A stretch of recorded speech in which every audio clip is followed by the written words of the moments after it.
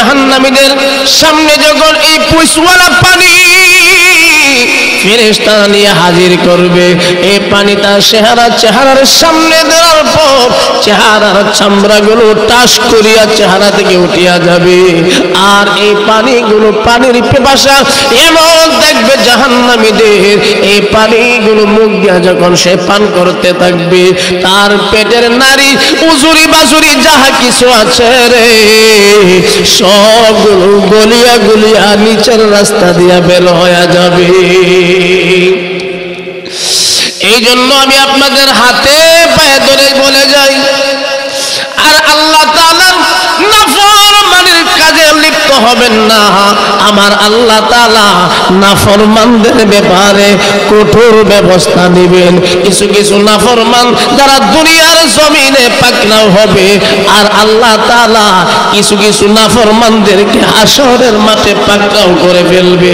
দুনিয়ার জমিনে কেমন করে পাকড়াও হবে গো, আল্লাহ তাআলা দুনিয়ার জমিনে তাকে জায়গায় জায়গায় অপমানিত করবে, জায়গায় জায়গায় লাঞ্ছিত হবে, অপমানিত হবে, অপদস্থ হবে। কিন্তু দুনিয়াটা অপদস্থ হলেও এখান থেকে তওবা করে ফিরে আসার সুযোগ থাকবে, ঠিক কিনা জোরে বলেন।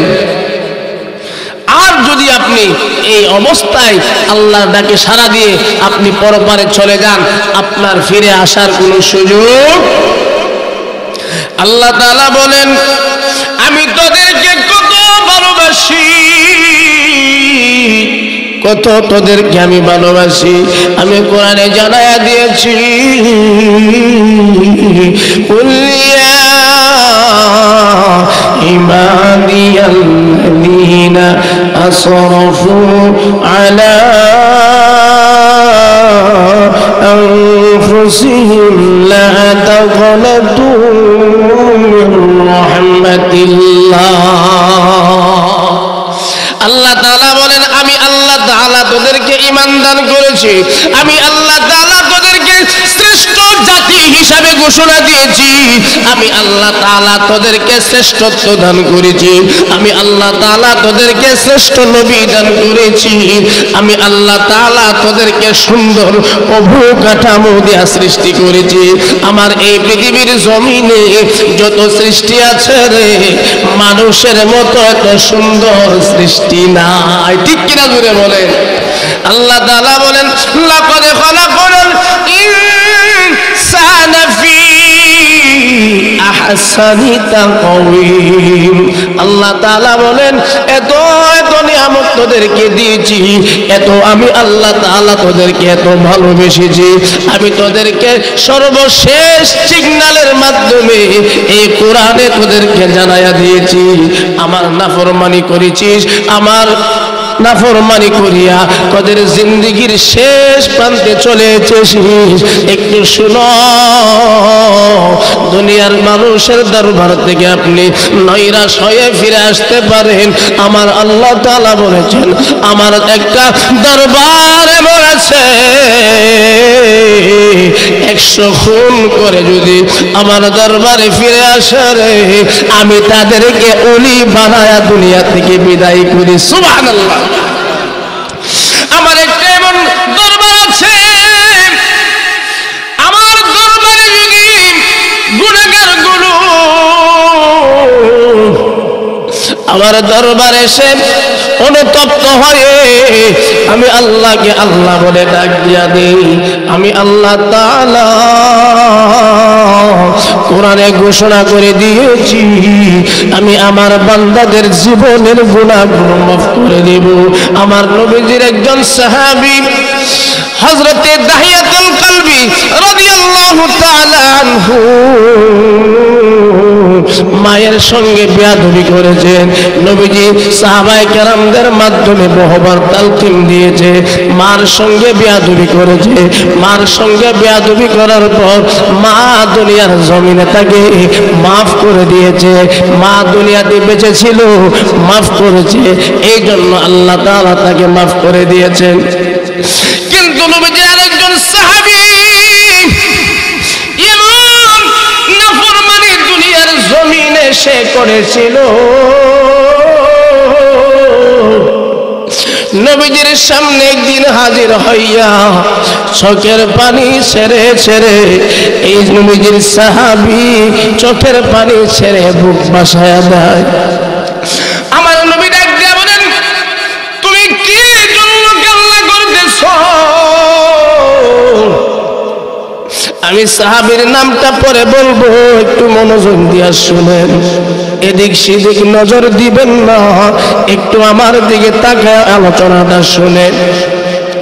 সেই সময়ে নবীজি যখন দুনিয়ার জমিনে ইসলামের আলো নিয়ে দুনিয়ার জমিনে মক্কার মধ্যে নবীজি আসলেন, মক্কার মানুষগুলো এমন অন্ধকারের মধ্যে তারা ডুবে গিয়েছিল, এমন ভাবে অন্ধকারের মধ্যে মানুষগুলো পতিত হয়েছিল। আজকে মেয়ে ছেলে যদি আমাদের সমাজে জন্মায়, এই মেয়েটাকে আমরা আদর করিয়া আগে থেকে তার খেয়াল রাখি, ঠিক কিনা জুড়ে বলেন?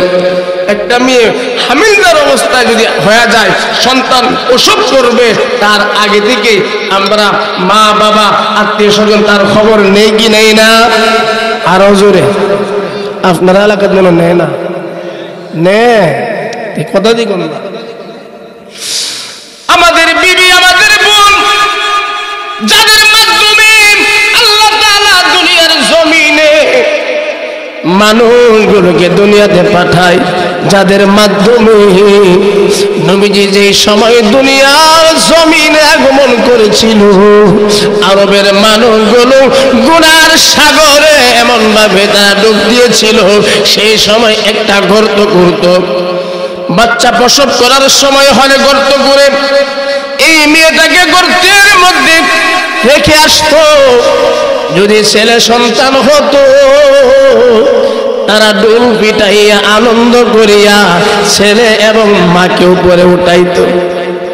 আর যদি মেয়ে সন্তান তাদের ঘরে জন্মগ্রহণ করত, তারা মাকে উপরে উঠাইতো আর মেয়েটাকে মাটি চাপা দিয়া বিদায় করে দিত।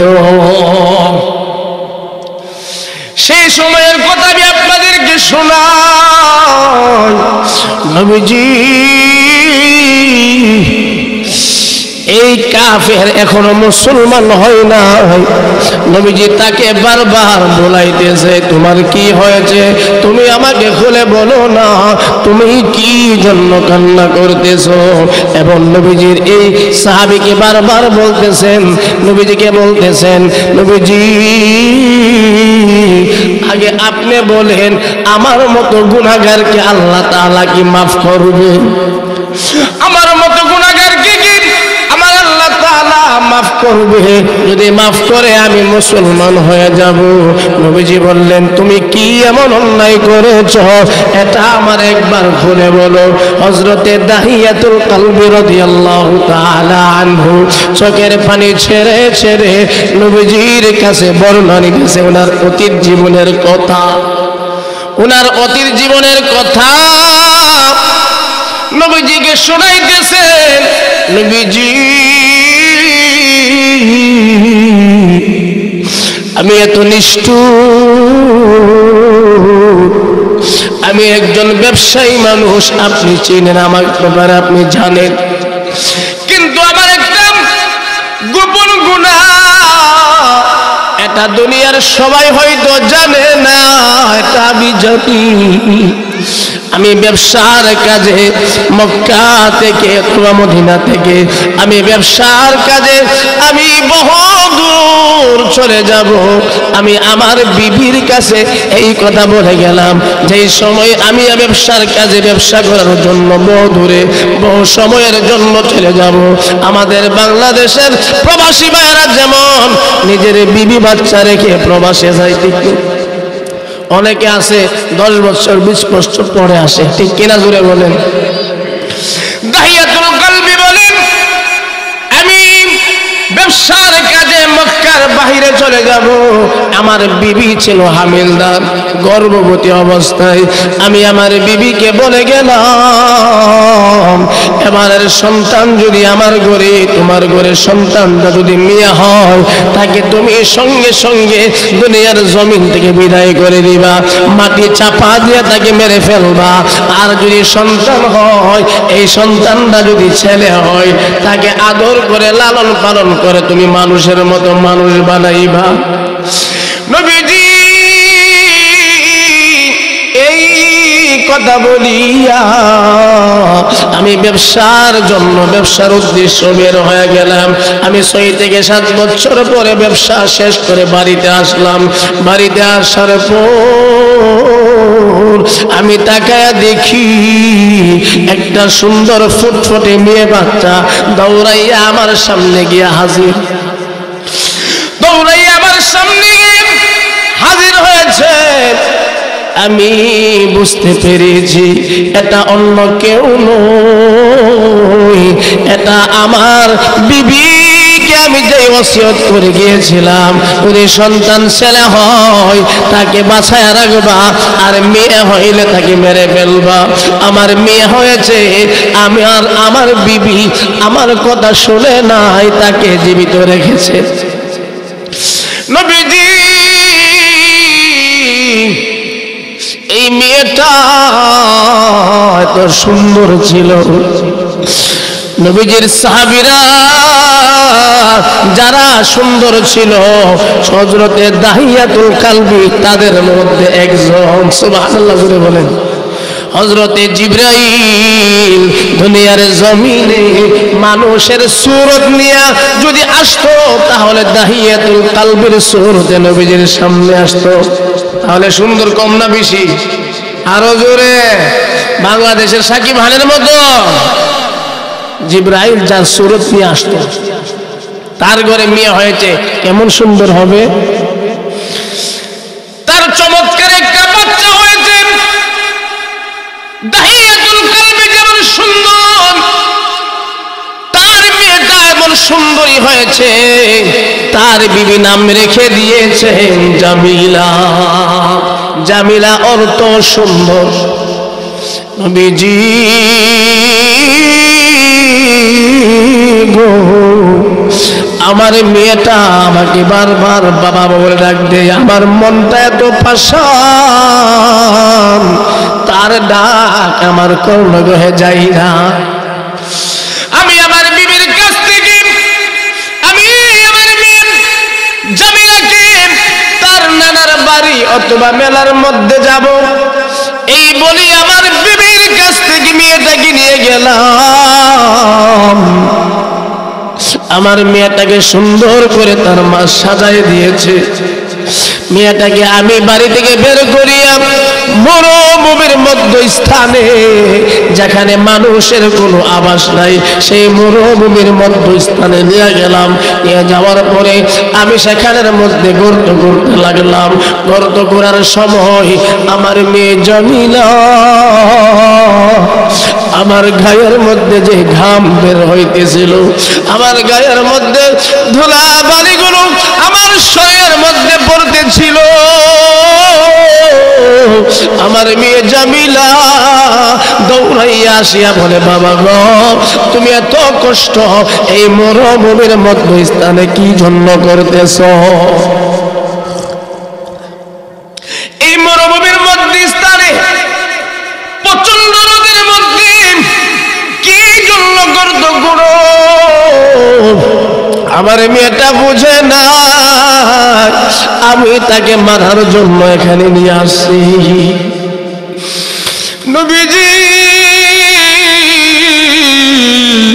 আমার মেয়ে জামিলা বারবার আমার চেহারার ঘাম গুলো মুছে দিত আর বলতো, আব্বা তুমি আমার জন্য আমাকে নানার বাড়িতে নিয়ে যাইবা, তোমার মেলায় নিয়ে যাইবা। আমি আমার মায়ের সঙ্গে বহুবার নানার বাড়িতে গিয়েছি, আমি কোনোদিন এই রাস্তা দিয়ে আমার মা আমাকে নিয়ে যাই নাই। আমাকে তুমি মরুভূমির মধ্যস্থানে নিয়ে আসলা, এখানের মধ্যে কি জন্য কষ্ট করে গর্ত করতেছ? নবীজি গর্ত করা শেষ হওয়ার পর আমি আমার মেয়েটারে ডাক দিলাম, জামিলা কত সুন্দর গর্ত হয়েছে, আয় আয় না একটু গর্তের কাছে চলে আয়। আমার মেয়েটা এই গর্তের কিনারে যখন চলে আসলো, আমি তাকে ডাক দিয়েছি।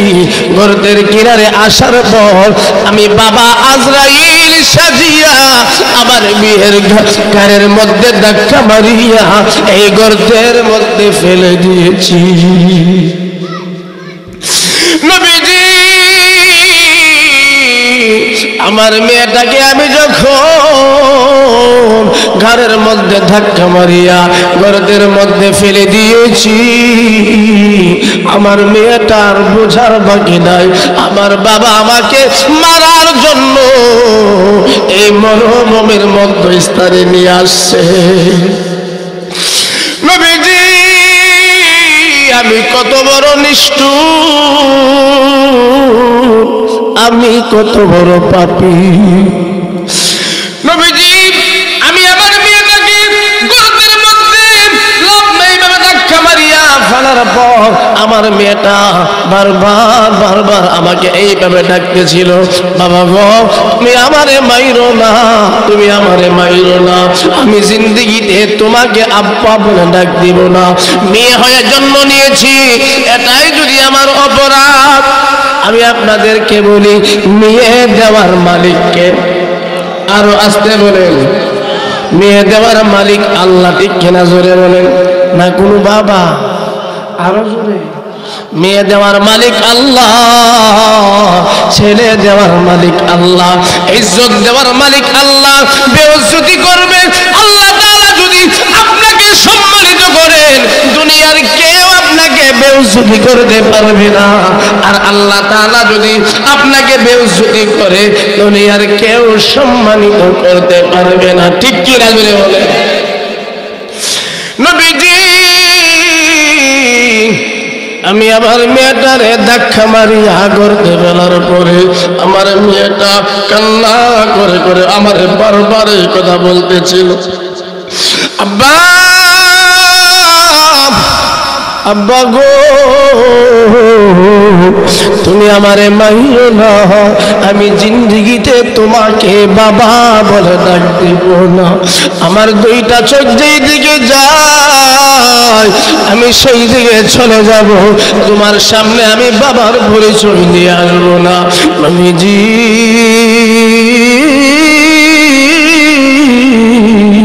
এইভাবে কান্না করে আমার মেয়েটা বারবার আমাকে আকুতি করেছিল, কিন্তু আমি কত বড় নিষ্ঠুর, আমি আমার এই মেয়ের আকুতি আমার কানে যাই নাই, আমি তাকে বড় বড় পাথর মারিয়া দুনিয়ার জমিন থেকে বিদায় নিয়েছি। আমি যখন সর্বশেষ তার মাথার মধ্যে আঘাত করেছিলাম পাথরের মাধ্যমে, আমার মেয়েটা আমাকে বারবার চিৎকার করে বলেছিল, আব্বা গো তুমি আমারে মাইরো না, আমি জিন্দেগিতে মক্কার মধ্যে যাব না, আমি মক্কার বাইরে চলে যাব, তারপরে আবার একটা সুযোগ দাও। আমি আমার মেয়ের আকুতি গুলো শুনি নাই, নিষ্ঠুর মতো আজরাইল সাজিয়া আমার মেয়েটাকে জিন্দা কবর দিয়ে আসলাম। নবীজি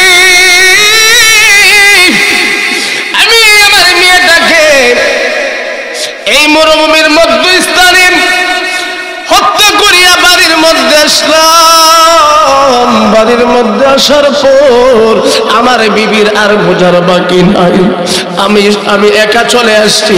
আমার বিবিটা এই দৃশ্য দেখার পর গইরাইয়া কান্না করেছে। নবীজি আমি যখন রাতের বেলায় ঘুমাইতে যাই, ঘুমানোর সময় আমার মেয়েটা যে সর্বশেষ চিৎকার দিয়েছিল, এই চিৎকারের আওয়াজ আমার কলিজার মধ্যে আঘাত করতেছে। আমি রাস্তা দিয়ে হেঁটে যাই, আমার মেয়েটার শেষ আকুতিগুলো আমার কলিজার মধ্যে আঘাত করতেছে। আমার খাওয়ার মধ্যে শান্তি নাই, ঘুমাইতেও শান্তি নাই। আমার মনের ভিতরে জ্বালা উঠে চলেছে, মনে হইতেছে আমি আগুনের মধ্যে লাফ মেরেছি। নবীজি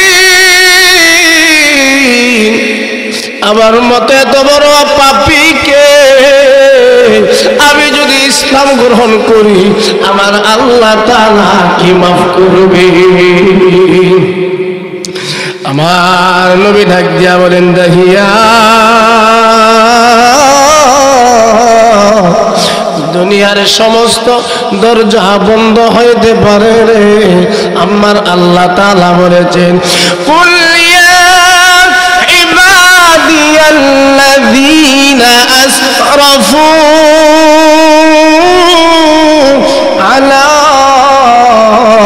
আনফুসিহিম লা তাকনাতু মির রাহমাতিল্লাহ। চিৎকার মেরে বলেন আল্লাহু আকবার। আর মুসলমানের আওয়াজ বলেন আল্লাহু আকবার। আমার আল্লাহ তাআলা বলেন, ও আমার গোলাম, গুনাহ করে ফেলেছো, আসো আসো রে আমার দরবারে, তওবার মতো তওবা করে ফিরে আসো। আমি আল্লাহ তাআলা তোদের জিন্দেগীর গুনাহগুলো মাফ করে দিব। সুবহানাল্লাহ। মুসলমান ইমানদার, রমজান মাস চলে আসছে, আমাদের এখান থেকে শিক্ষা নিতে হবে। আমরা এখানে যারা আছি, আমরা মানুষ হত্যা করি না, আমরা শয়তানের দোকায় পড়ে অন্যায় করেছি, নামাজ ছেড়ে দিয়েছি, রোজা ছেড়ে দিয়েছি।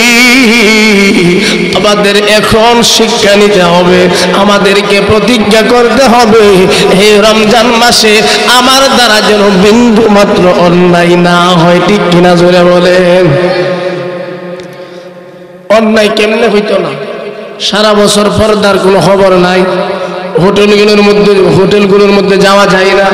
রমজান চলে আসলে তারা হোটেলের মধ্যে পর্দা লাগা। ঠিক কিনা জোরে বলেন? সারা বছর নারী পুরুষ অভাবে মেলামেশা, পুরুষের মধ্যে হোটেলের মধ্যে বসার কোনো সুযোগ পাওয়া যায় না। যেখানে যাবেন, উপরতলায় যাবেন নারী পুরুষ একসাথে, নিচতলায় যাবেন, আন্ডারগ্রাউন্ডে যাবেন, সব জায়গার মধ্যে একই অবস্থা। কিন্তু রমজান মাস আসলে তারা পর্দার ব্যবস্থা করে।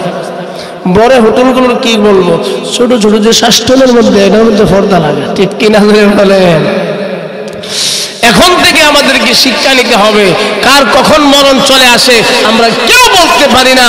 এই অবস্থা যদি আমাদের মরণ হয়ে যায়, আমার মাওলার দরবারে আপনি কি জবাব দিবেন? এই দুনিয়ার জমিনে আপনি যদি ইচ্ছাকৃতভাবে একটা রোজা ছেড়ে দেন, তার কাজা আদায় যদি আপনি করতে চান, লাগাতার একটা দুইটা নয়, 2 মাস এক নাগারে রোজা রাখতে হবে। আর 2 মাস রাখতে যাইয়া যদি মাঝখানে একটা রোজা ভেঙে ফেলেন, তাহলে আবার শুরু থেকে আবার 60 দিন। ঠিক কিনা জোরে বলেন? অতএব এই দুনিয়ার জমিনে এমনও নাফরমান আছে, মাঝে মধ্যে এমন খারাপ ভাবে উচ্চারণ করে, অনেকেই বলে যারা রোজা রাখা বেহেশতে না যা, তাদের মতো এমন লস আর দুনিয়াতে আর একটাও নাই। রোজার সাথে ঠাট্টা মস্কারি করে, এগুলো আমরা প্রায় সময় শুনি। নিজে রোজা রাখে না, যারা রোজাদার তাদেরকে নিয়ে ঠাট্টা করে।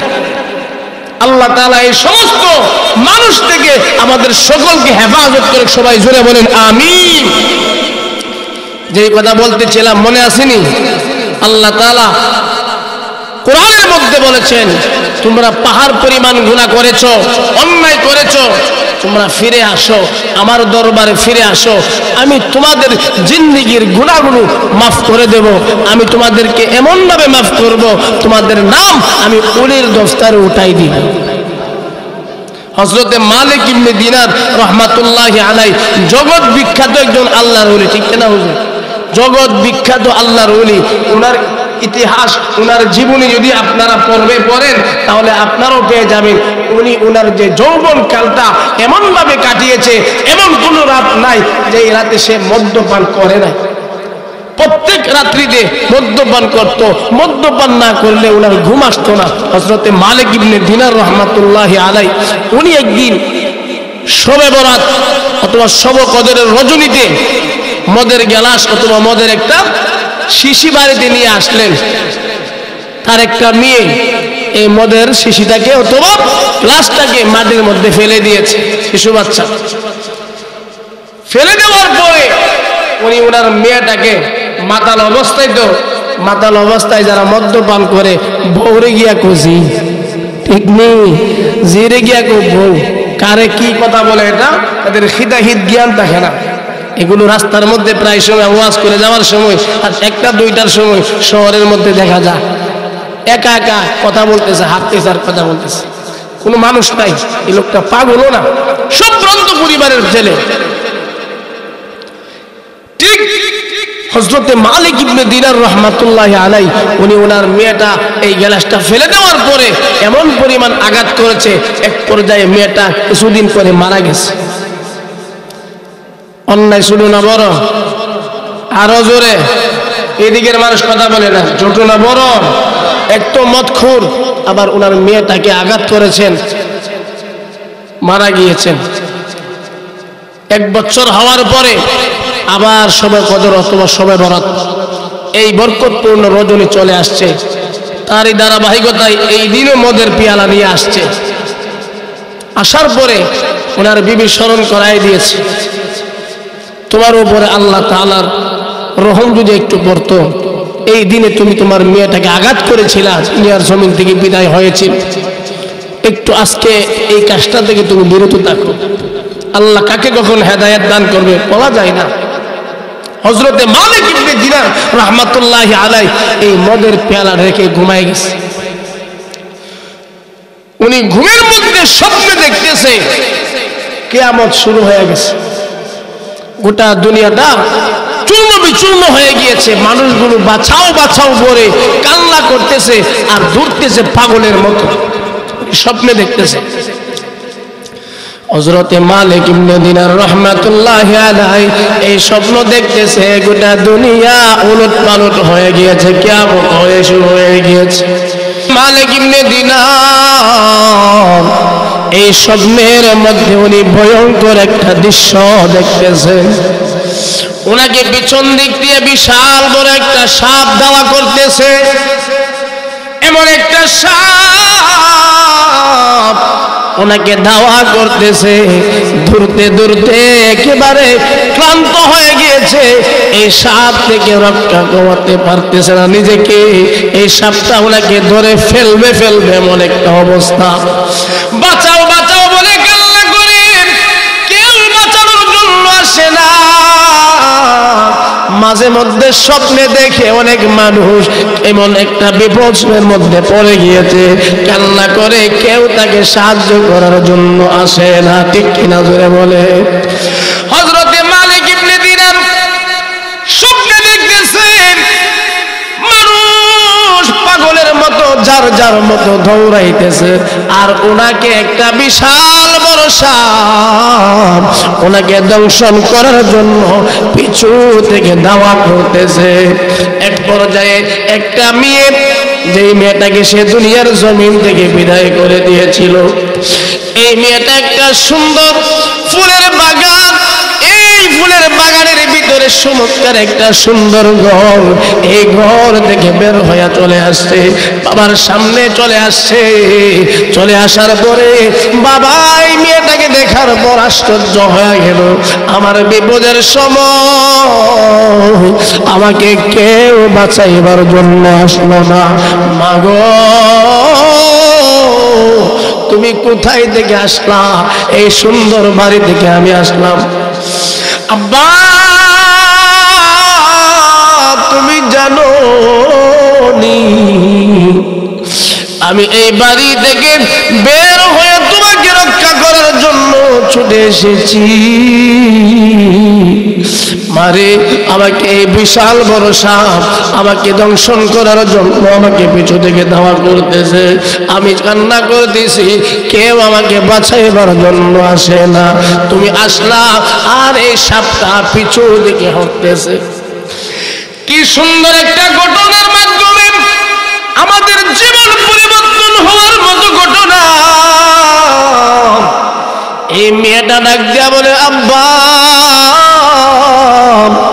তুমি জানো নি এটা কোনো সাধারণ সাপ নয়, এটা হইল তুমি দুনিয়ার জমিনে যে অন্যায় করেছ এই অন্যায় গুনাহের একটা দৃশ্য। তোমার গুনাহগুলো তোমাকে জাহান্নামের দিকে দাওয়া করতেছে। তোমার গুনাহগুলো সাপ হইয়া তোমাকে ধ্বংস করার জন্য পিছন থেকে তোমাকে দাওয়া করতেছে। আর তুমি যে দৌড়তেছো এই সাপের আক্রমণ থেকে বাঁচার জন্য, এটা হলো তোমার নেক আমল। তোমার নেকের আমল, তোমার নেকের পাল্লাটা এতই হালকা, গুনাহের সঙ্গে পেরে উঠতেছে না।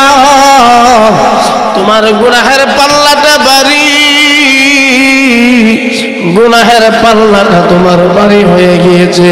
তোমাকে সাপ হয়ে তোমাকে ধ্বংস করার জন্য তোমার সামনে চলে আসতেছে।